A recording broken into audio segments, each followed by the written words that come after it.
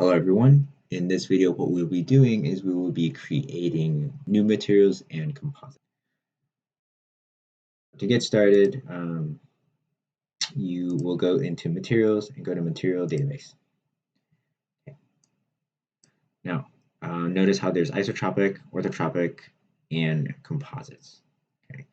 And in order to add any of them, go to new and you can select any of these. Isotropic is very simple because the material properties are the same in any direction. So you just have a few parameters. Once you're done, you can click Save Changes. But in my case, I'll just go ahead and close it and I'll create a new orthotropic material. Okay, so notice how it's more sophisticated than the isotropic one. And for our example purposes, what we'll be doing is we'll be adding the foam material from a Sandia laboratory papers that I found online.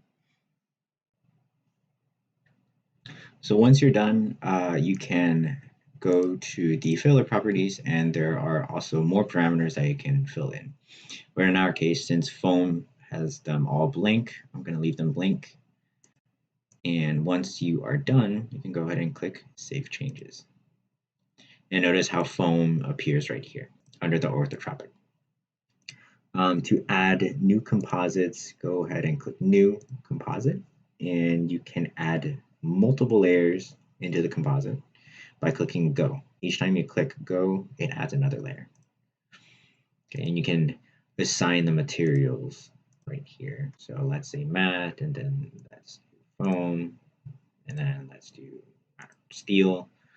And you can also change the thickness of it to some arbitrary number. This is unrealistic, but just for example purposes, degrees, just whatever, you can change it.